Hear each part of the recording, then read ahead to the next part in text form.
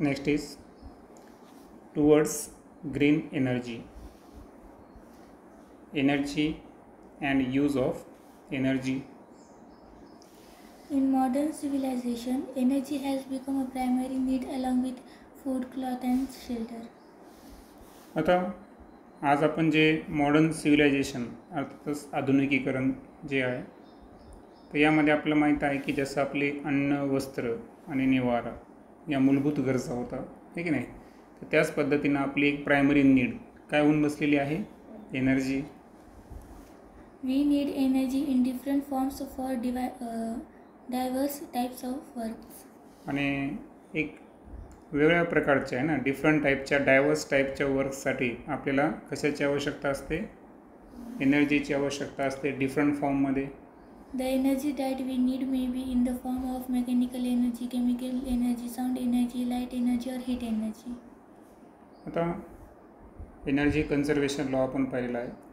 Okay, energy can neither created nor destroyed. It can be transformed from one form to another form. आणि as we know की एनर्जीचे बरेचसे forms आहेत. तर इथं काही वेगवेगळ्या डिफरंट टाईपच्या डायव्हर्स टाईपच्या वर्कसाठी आपण एनर्जीचे डिफरंट फॉर्म वापरतो, त्याची लिस्ट दिलेली आहे. त्यामध्ये पहिला आहे मेकॅनिकल एनर्जी, ज्याला आपण यांत्रिक ऊर्जा म्हणू. सेकंड इज केमिकल एनर्जी, अर्थातच रासायनिक ऊर्जा. साऊंड एनर्जी, साऊंडसुद्धा एक एनर्जी हां, ॲज वी नो की sound is a form of energy, so ध्वनी. त्यानंतर लाईट एनर्जी असेल, विद्युत ऊर्जा. आणि त्यानंतर हीट एनर्जी, अर्थातच उष्णता. तर हे सर्व ऊर्जेचे काय आहेत, वेगवेगळे रूप आहेत. How do we get these different forms of energy? प्रश्न असा आहे की एनर्जीचे डिफरंट फॉर्म्स आपण कशा पद्धतीनं ऑब्टेन करतो. We know that energy can be converted from one form to another. Okay, तर एका फॉर्ममधून अनदर फॉर्ममध्ये एनर्जीला काय करता येतं, कन्वर्ट करता येतं. Different sources of energy are used to the different forms of energy necessary for us. आणि आपल्याला माहीत आहे की डिफरंट सोर्सेस जे असतात, ओके, एनर्जीचे, हे आपल्याकडून यूज केल्या जातात डिफरंट फॉर्मची एनर्जी ऑब्टेन करण्यासाठी. जसं की आपल्याला माहीत आहे की एखादी व्हेकल आहे, तर त्यासाठी आपल्याला एनर्जीचं फॉर्म काय असेल, पेट्रोल, डिझेल, बरोबर. त्यानंतर त्याच्या साहाय्यानेच आपण इलेक्ट्रिसिटी जनरेट करतो आणि त्याच इलेक्ट्रिकच्या साहाय्यानं आपली इक्विपमेंट चालतात. म्हणजे याचा अर्थ काय झाला की डिफरंट सोर्सेस असतात एनर्जीचे, जे की डिफरंट फॉर्म ऑफ एनर्जीसाठी इसेन्शियल असतात, नेसेसरी असतात. In previous standards, we have learned about energy, sources of energy and various concepts related to them. Okay, या अगोदरच्या तासिकेमध्ये इयत्तेमध्ये आपण एनर्जी, त्यानंतर एनर्जीचे सोर्सेस, माध्यम कोणकोणते आहेत आणि त्याशी रिलेटेड असणाऱ्या वेगवेगळ्या कन्सेप्ट अभ्यास केलेला आहे. Here we will learn about various sources that are now used for the generation of electrical energy, the methods that are used for this, the scientific principles that are used there, the advantages and disadvantages of these methods are, and also what is meant by green energy. आणि या तासिकेमध्ये आपण किंवा या पाठामध्ये आपण काय शिकणार आहोत की जी एनर्जी आहे त्याचे वेगवेगळे सोर्सेस कोणते आहेत, जे की आज इलेक्ट्रिकल एनर्जी ऑब्टेन करण्यासाठी किंवा जनरेट करण्यासाठी, निर्माण केल्यासाठी यूज केल्या जातात. ओके, त्यानंतर ही इलेक्ट्रिकल एनर्जी जी आहे ही जनरेट करण्यासाठी कोणकोणत्या पद्धती, मेथडचा वापर केलेला असतो. त्यानंतर ते इलेक्ट्रिकल एनर्जी निर्माण करण्यासाठी कोणत्या पद्धतीचे सायंटिफिक प्रिन्सिपल त्या ठिकाणी यूज केले जातात. आणि हे मेथड वापरल्यामुळं त्याचे होणारे फायदे आणि तोटे, ॲडव्हान्टेज आणि डिसॲडव्हान्टेज याबद्दल पण आपण डिस्कस करणार आहोत. आणि सर्वात महत्त्वाचं की ग्रीन एनर्जी हा जो चॅप्टरचं नाव आहे ते काय आहे, हे सर्व आपण डिटेलमध्ये जाणून घेणार आहोत. फर्स्ट लेक्चरमध्ये आपण जनरेशन ऑफ इलेक्ट्रिकल एनर्जी संदर्भात थोडीशी इन्फॉर्मेशन जाणू. Most of the electric power plants are based on the principle of electromagnetic induction invented by Michael Faraday. आता इलेक्ट्रिकल पॉवर प्लांट्समध्ये जर पाहिलं आपण तर थर्मल पॉवर प्लांट असेल किंवा वॉटरपासून असेल किंवा आपल्याला माहिती आहे की आज आपण सनलाईटपासून पण ऑप्टेन करतो. त्यानंतर जे समुद्राच्या लाटा आहे त्यापासून पण वीज तयार केली आहे. काही ठिकाणी आपली पवन ऊर्जा आहे. म्हणजे याचा अर्थ काय झाला की जे जास्तीत जास्त इलेक्ट्रिक पॉवर प्लांट्स आहेत, ओके, हे ज्या प्रिन्सिपलवर कार्य करतात ते प्रिन्सिपल काय आहे? Electromagnetic induction. तर इलेक्ट्रिसिटीच्या साहाय्यानं मॅग्नेटिझम इंड्यूस करणं याला आपण इलेक्ट्रोमॅग्नेटिक इंडक्शन म्हणू. आणि ॲज वी नो की जिथे EMIचं नाव येईल इलेक्ट्रोमॅग्नेटिक इंडक्शन, तर त्याला इन्व्हेंट करणारे जे शास्त्रज्ञ आहेत तर ते कोण आहेत? Michael Faraday. According to this principle, whenever magnetic field around a conductor changes, a potential difference is generated across the conductor. आणि इलेक्ट्रोमॅग्नेटिक इंडक्शनचं प्रिन्सिपल काय आहे त्याचं स्टेटमेंट जर आपण जाणून घेतलं तर जे मॅग्नेटिक फील्ड आहे, okay, around a conductor changes. आता मॅग्नेटिक फील्ड म्हणजेच त्या ठिकाणी मॅग्नेटिक फील्ड लाईन्स असतात, हे लक्षात ठेवायचं. तर मॅग्नेटिक फील्ड आपण कंडक्टरच्या भोवताली जर चेंज करत असू तर अशा वेळेस कंडक्टरच्या ॲक्रॉस काय निर्माण होतो? पोटेन्शियल डिफरन्स निर्माण होत असतो. आता आपल्याला पुढं हे प्रिन्सिपल पाहायचं आहे की चेंजिंग मॅग्नेटिक फील्ड ही इलेक्ट्रिसिटी काय करते? इंड्यूस करते. ओके, तर हा फॅरेडेचा एक लॉ आहे. तर इथं लक्षात ठेवायचं की कंडक्टरच्या सभोवतालची जी मॅग्नेटिक फील्ड आहे, ओके, ती जर चेंज होत असेल, ओके, अर्थातच त्या ठिकाणी काय होतात की मॅग्नेटिक फील्ड लाईन्स एकमेकांना काय करतात? क्रॉस करतात, कट होतात. म्हणजेच त्या ठिकाणी मॅग्नेटिक फील्ड चेंज होत असेल तर डेफिनेटली कंडक्टरच्या अक्रॉस काय जनरेट होतो? पोटेन्शियल डिफरन्स, ज्याला आपण व्होल्टेजसुद्धा म्हणतो. Okay, The field around a conductor can be changed in two ways. आता जे कंडक्टर आहे त्याच्या सभोवताली मॅग्नेटिक फील्ड चेंज करायची असा पॉईंट आपण उल्लेख केला आहे. ओके, मग प्रश्न असा आहे की कंडक्टरच्या सभोवतालची फील्ड चेंज करण्याचे मार्ग किती आहेत? तर एकूण किती मार्ग आहेत? 2 मार्ग आहेत. If a conductor is stationary and magnet is rotating, the field around the conductor changes, or if a magnet is stationary but the conductor is moving, then also the field around the conductor will change. तर जे आपण 2 पॉसिबिलिटीबद्दल सध्या बोलायलो. पहिली possibility काय आहे की conductor stationery, conductor स्थिर आहे, ओके, आणि मॅग्नेट कसा आहे? रोटेटिंग. मॅग्नेट रोटेट आहे याचा अर्थ काय आहे? मॅग्नेटिक फील्ड सातत्यानं काय होत आहे? चेंज होत आहे. मग मॅग्नेटिक फील्ड सातत्यानं चेंज होत असेल आणि कंडक्टर स्टेशनरी असेल तर डेफिनेटली जे कंडक्टर आहे त्याचे अक्रॉस काय जनरेट होणार? या ठिकाणी पोटेन्शियल डिफरन्स जनरेट होणार according to principle of magnetic and electromagnetic induction.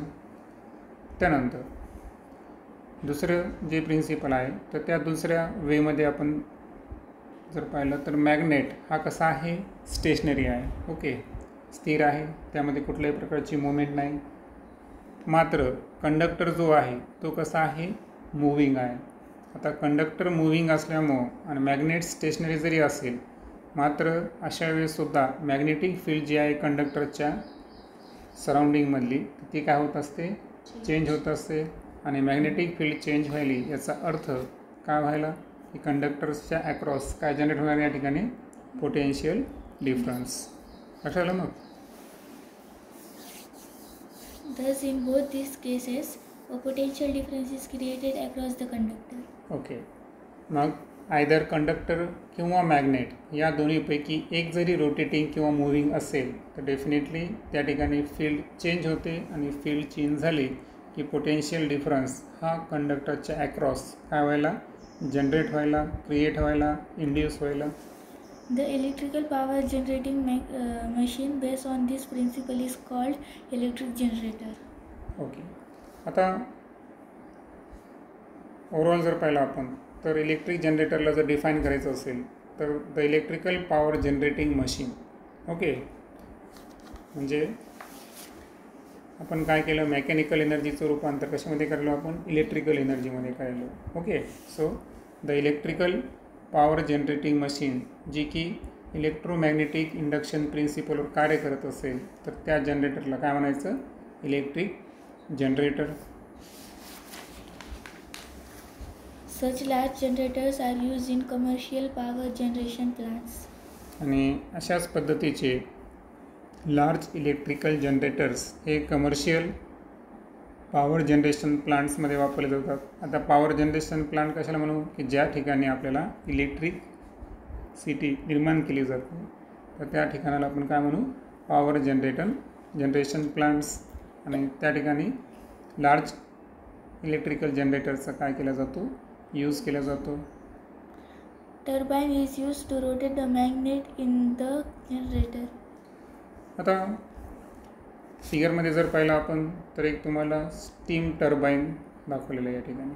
Okay, आता यामध्ये जर पाहिलं आपण तर या टर्बाईन्सला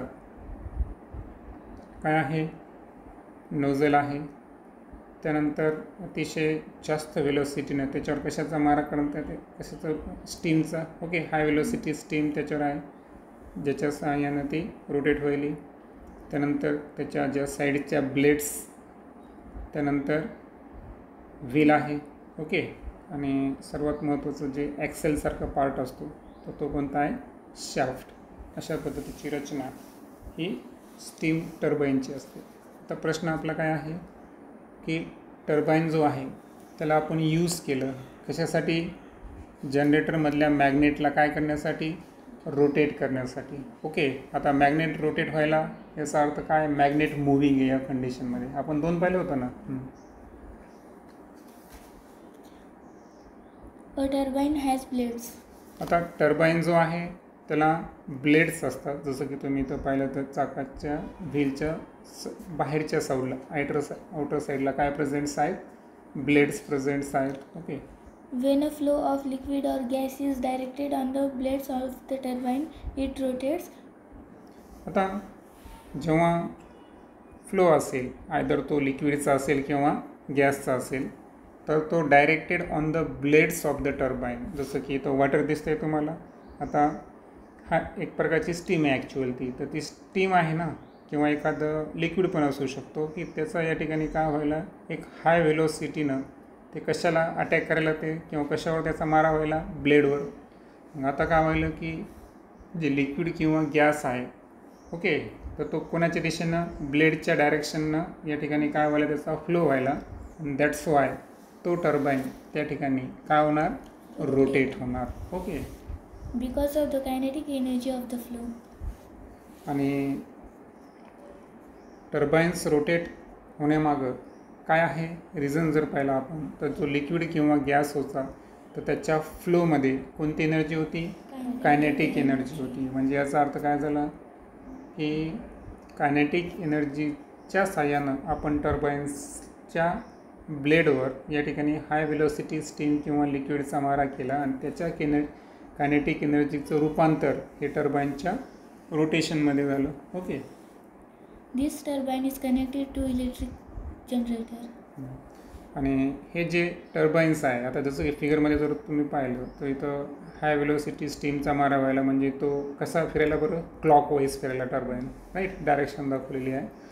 तर हे जे टर्बाईन या ठिकाणी फ्लो व्हायले, आता मला सांगा की ते शब्द काय वापरला आपण की turbine use to rotate the magnet in the generator. म्हणजे टर्बाईन रोटेट झाला म्हणजे जनरेटरमधले मॅग्नेट काय झाले त्या ठिकाणी रोटेट झाले, आणि ते रोटेट झाले याचा अर्थ त्या ठिकाणी पोटेन्शियल डिफरन्स काय होणार, या ठिकाणी इंड्यूस होणार, निर्माण होणार, क्रिएट होणार.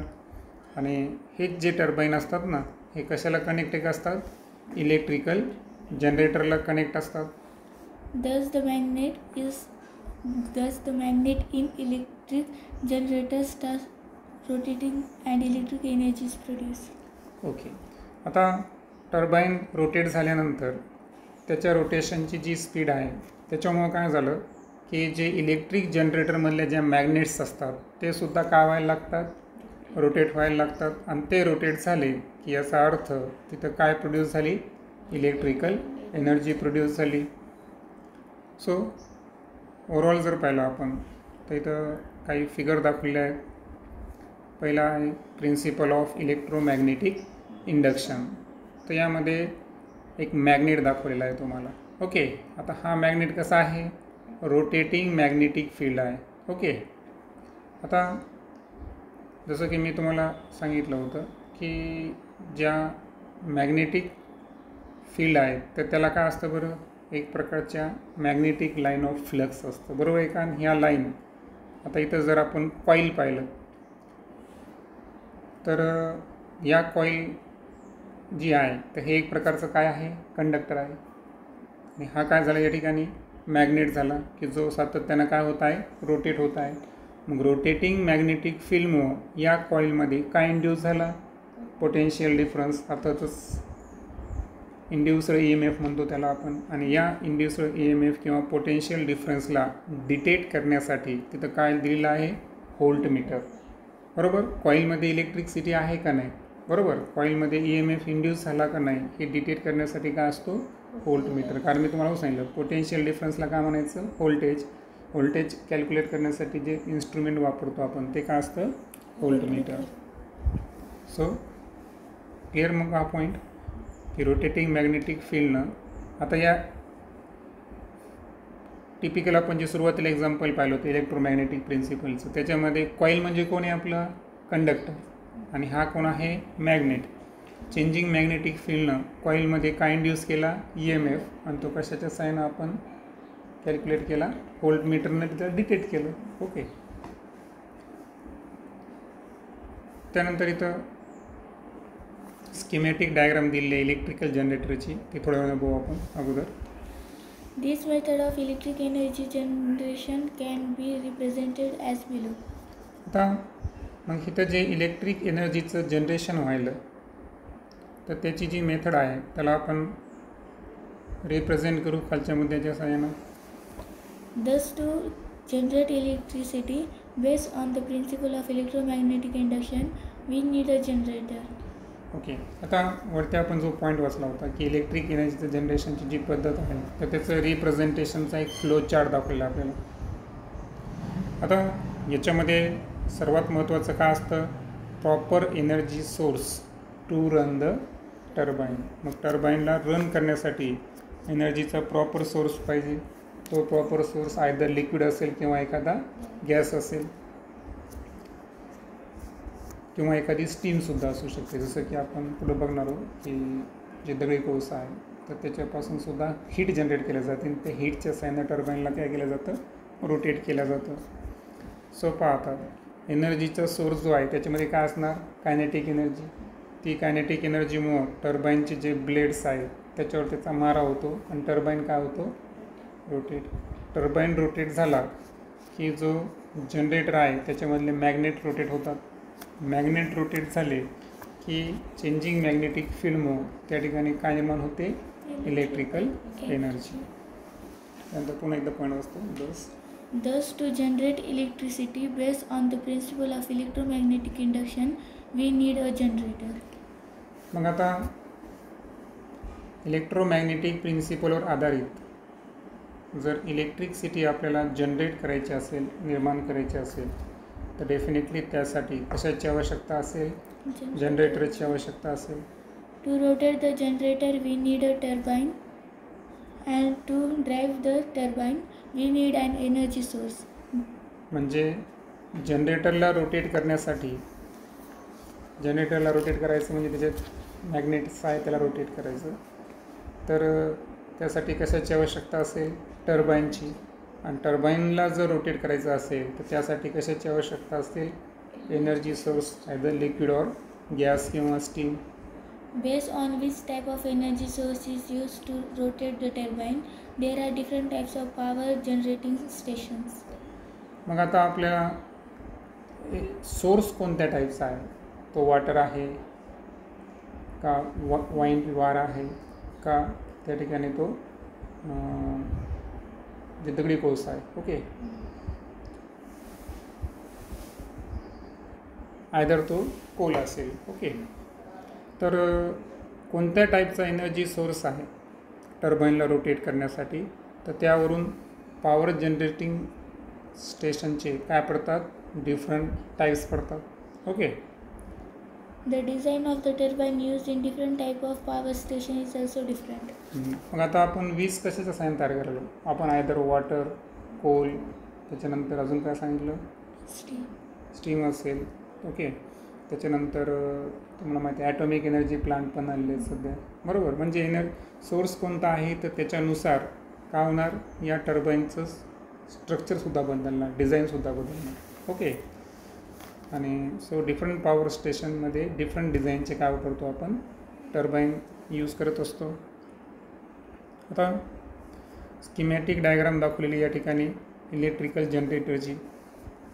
आता यामध्ये एस आणि एन हे काय आहेत, साऊथ आणि नॉर्थ म्हणजे मॅग्नेटचे काय आहेत ते पोल्स आहेत. आता होतं काय की ही जी साईडची कडा दिसते तुम्हाला आहे, तर याला आपण एक पद्धतीची काय कन्सिडर करू, कंडक्टर, बरोबर. आणि त्यानंतर आतला काय आहे, मॅग्नेट. मॅग्नेट कसा आहे, रोटेटिंग आहे. आता रोटेटिंग इलेक्ट्रिक मॅग्नेट असल्यामुळं, रोटेटिंग मॅग्नेटमुळं या कॉईलमध्ये काय इंड्यूस होतो, EMF अर्थातच करंट जनरेट होतो. आणि दॅट्स वाय हा करंट जो आहे याचा अर्थ आपण इलेक्ट्रिकल एनर्जी काय केली या ठिकाणी, जनरेट केली. आणि सो ही इलेक्ट्रिक एनर्जी मग पॉवर स्टेशनच्या साहाय्यानं आहे ना आपण आपल्यापर्यंत ती पोचत असते. ओके.